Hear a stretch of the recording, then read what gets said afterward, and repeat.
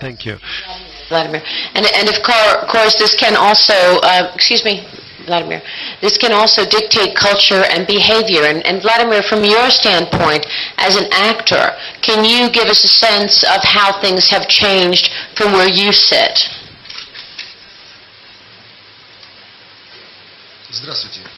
Hello. Vladimir Mashkov, Russia, actor. Well, I can speak about some poetic stuff. What?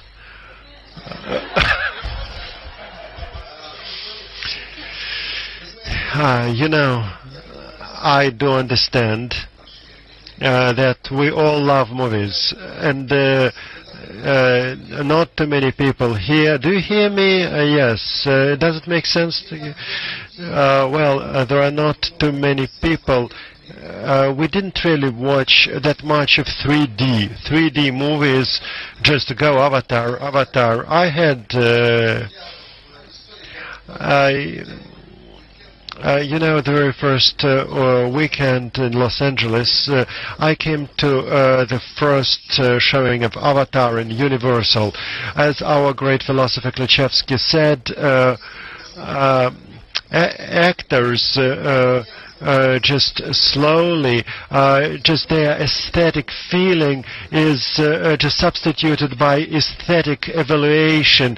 When I'm looking at something, I got there 20 minutes before it started in Los Angeles. I got the ticket, I got the pretzel. I just looked in the room, and the room, it's full house and just handicapped seats. Well, but when you are a well-bred person in America, you don't get to the handicapped seat. So I got that, the glasses, and then my feeling, lots of kids, and I thought they would start making noises soon, and you start doing this, like this.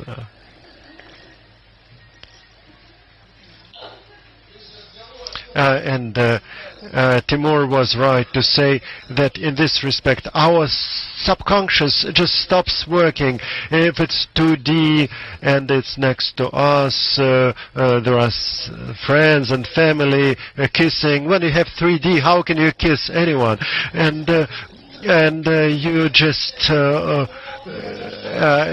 you don't feel who your neighbors are. You got the glasses and you're in this spacesuit. You are in outer space. And then I look at the children who are supposed to make funny noises, and especially when people are kissing on the screen, kids, and when there are two blue persons kissing, the kids should make real noises, but now they're keeping silence. There is a boy next to me. And I'm just studying it all. I'm looking professional at it, and he is like this. And he looked at those blue people. I had slight headache. Well, I'm not used to it, you know. And then the movie is over. We just check out our glasses and become sad. And that boy, he's wearing the glasses, and he got into the real world wearing those glasses. And he was stopped, and he just looked at the world. And I thought, well, right here, I'm looking at that panel. Well, 2D, it's 2D. Okay, picture, it's not real world. And right here, and are you in 3D or 4D or what? I understand that a 3D world is not related to our world. We don't see people this way. And practically, if I watched like Friday the 13th, when the engine is flying at you, that 3D would be the last one for us. Well, it's good. I was at 3D when I was thrown around, and they were just putting some water. I think that this world, nobody really studied it. There are numerous attempts to do something like this. We had Avatar, and we thought, well, maybe we'll have our drama movie in 3D. People talk and it's 3D, and I understand that it's not really known. It's a brand new world over there, and you cannot just substitute 2D world with this 3D world. This is something, like we say, entertain, but don't forget, when you entertain, you have to enlighten. And 3D is not researched. This is the future. Like the little boy didn't want to surrender the glasses and look at the real world. He wanted to live in 3D. Well, still, it's inevitable, and it seems to me that so far, in this system, which nobody knows much about, everything is going to depend on the tricks that are going to be invented by the artists, by the directors, and so on. I think we'll have 12D and 13D, and finally we're going to have some electronic devices put on us, and people talked about the hedgehog and the fog in 3D. Yeah, I think there will be, like some idiot will do that, maybe not an idiot, you never know. And it seems to me, when I remember the Mirror movie by Tarkovsky that first night, and I remember when in 15 minutes people were just leaving the movie theater. I was a little boy, and my mother told me, just sit here and watch, it's a wonderful movie. Well, I was having some candy and just watching. It was a genius director, Tarkovsky, that water over there, the hair. Maybe Tarkovsky didn't find the right medium, and when I watch movie by Tarkovsky, I don't like people around me. When I'm at home alone, I can watch it, and maybe this is just very strange.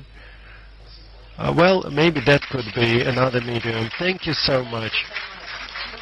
Talk a little about investing, and in particular investment in the Russian film industry, talking about tax incentives, talking about the differences and where the money is coming from. Lisa, can you talk to us a little about that, and then maybe we can pop around the room. At the end of the session, I'd like to ask all of our panelists, that means the front row as well as the panel up here, to talk about the biggest threat to the business. What do you worry about? What keeps you up at night? So that will be what we end off the conference, the panel on. So I'd love you to think a little about that. But first, let's talk about the money in the business, Lisa. Well, it's impossible to follow that. And not as fun, but I will if you make me. What I can say is I've been working in Hollywood for 18 years. I've only made one movie that was partially shot in Los Angeles. Last year, I had to make Pittsburgh look like Iraq, and I had to make Mexico look like Los Angeles. We will go anywhere and work anywhere if it makes sense financially. Morocco became a really fantastic place to work several years ago because they opened a studio. And not only that, they train their crew. And so when you start working in a foreign country, like UK became fantastic with visual effects, you want to keep the business going. So I think in terms of co-productions and working in Russia, there's incredible talent here, there's incredible facilities here, and I think with the right financial incentives, anyone will get on a plane, no matter how far it is, and make a movie here. So that's a quick answer without any of the humor. I just can't match you. And Sergey, you mentioned earlier co-production. Is it the economics of the business that force co-production, or is it just getting more bang for the buck and going in the route of co-production as it relates to the money in the business? A microphone.